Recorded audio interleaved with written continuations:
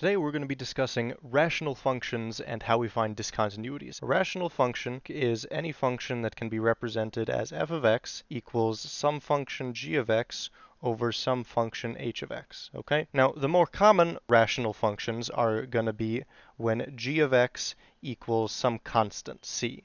Okay, so more commonly you're going to see it as like f of x equals 1 over x plus 2, or f of x equals 4 over 2x plus 4. Okay, it's more common that gx is a constant.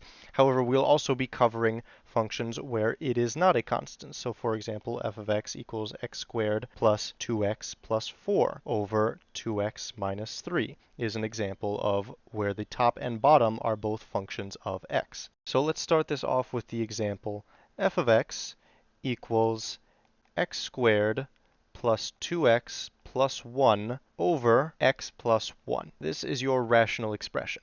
Now, whenever we're given a rational expression, the first thing we should always do when we see it is we need to factor it, okay? So let's factor f of x. We see the bottom and we notice it's completely factored. We can't factor that anymore. But the top can be factored. If you take the time to do the AM method on this, you'll know that this simplifies to x plus 1 times x plus 1, and we rewrite that all over x plus 1. So now that we have it in completely factored form, we can look at this and realize that there is a denominator that immediately cancels with one of our numerators, okay? So if we cancel these out, if we are in a situation where we can cancel these out, we have what is called a removable discontinuity. And the name makes sense because it's removable. We are canceling out, we're removing it from the rational expression. Okay, so if I were to draw a graph of f of x here, the removable discontinuity would look a little something like this on the graph. There would be a small hole in the graph, and we call it a hole discontinuity, kind of. And the way we find out where the removable discontinuity is, where the hole is we find out what do I need to do to cause x to participate in this removable discontinuity. So I would analyze the location just like I factored it. So I need to find out where x plus 1 equals 0. And that would deduce that x equals negative 1 is the location of my removable discontinuity. So in fact, it wouldn't be here.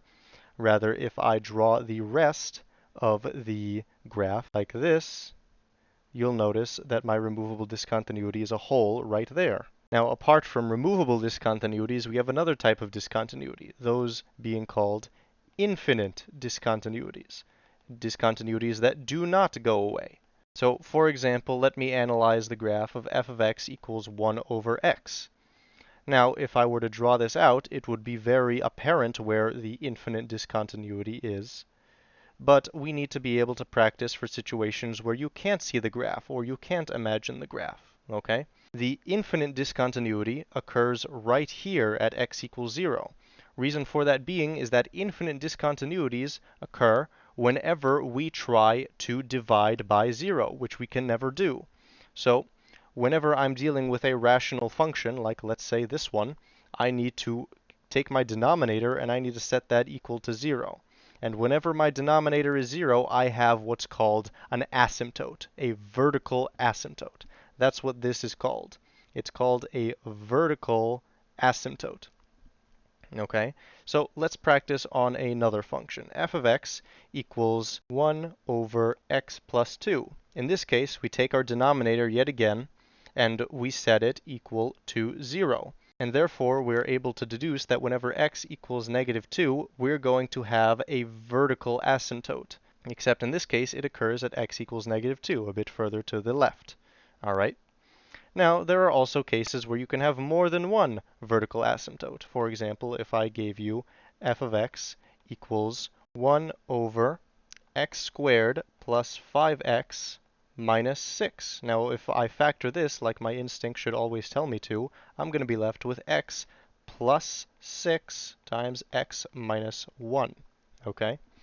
So therefore, my denominator is 0 when x equals negative 6 and when x equals positive 1. So in this case, I have two vertical asymptotes. I have one vertical asymptote at x equals negative 6, and I have another vertical asymptote at x equals 1. Okay? So my graph would look a little something like this if I tried to graph it. Would come up, back around, back down, and back across. Okay? It never ever touches x equals -6, and it never touches x equals 1. Okay?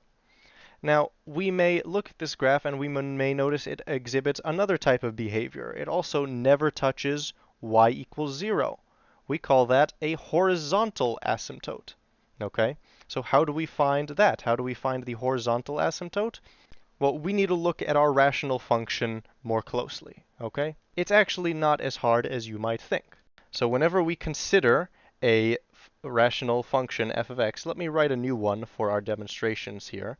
Let's say x squared minus 6x over 2x plus 4.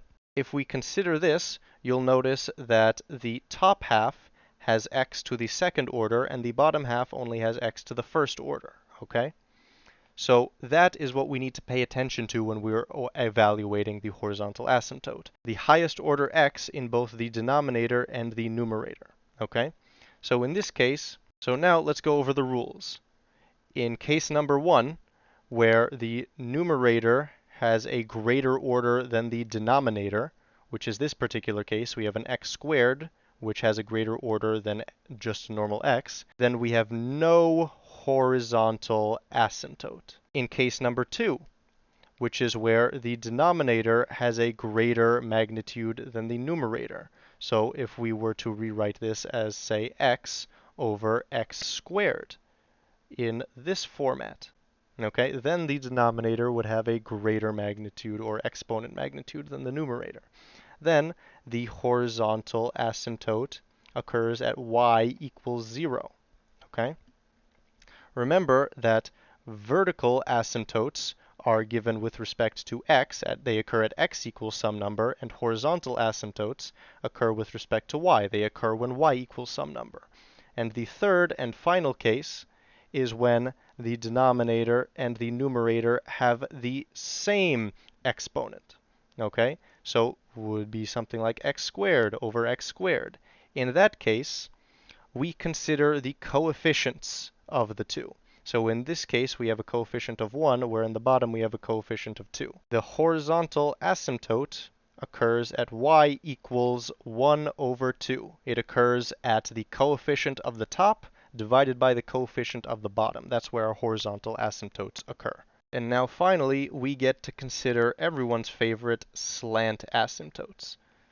A slant asymptote occurs when, if I have a graph, my function sort of veers off in a slanted direction, where if you look closely here, you can draw a straight slanted line that represents an asymptote that my function is avoiding. Okay? So I want us to recall our previous discussion where we discussed the rules for horizontal asymptotes. We said that when the magnitude of the exponent of the numerator is greater than that of the denominator, we have no horizontal asymptote. When our numerator exponent is greater than our denominator exponent, it means that we do indeed have a slant asymptote. Okay? So how do we find that? Well, let's try x squared plus 2x plus 1 over x minus 2, let's say. Let's try and find the slant asymptote of this function. So, in order to do that, we're going to need to divide x squared plus 2x plus 1 by x minus 2. Now, if you're not sure how to divide polynomials like this, we did a video on that, and I'm very strongly encouraging you to watch it. So what do I need to do to x to get x squared? I multiply by x. So x times x is x squared. I'm subtracting this off. X times -2 is -2x. So I'm left with 0 here. And 2x plus 2x gives me plus 4x. And I'm going to bring my 1 down. Okay, what do I need to do to x to get 4x? I multiply by 4. And now I'm going to subtract 4x. 4 times -2 is -8. So now I'm left with 9 as my remainder. Okay? So after I might do my division, I am left with this equals x plus 4 plus 9 over x minus 2. Now we've done what we wanted. Now that we have this, we can take this component, the part that is divided by some polynomial, and we can get rid of it. And we focus just on this part, the x plus 4. X plus 4 is our slant asymptote, or the oblique asymptote, as some people call it. Okay? That is how we find the slant asymptote. First, you need to take out removable discontinuities, and that's what you do first, always. If there are no more removable discontinuities, then you can move on to vertical asymptotes, then you can move on to horizontal asymptotes, then you can move on to slant asymptotes, okay? You do removable discontinuities before everything. Thanks so much for watching, guys. If you need extra help, my Discord server is linked down below. Enjoy your lives.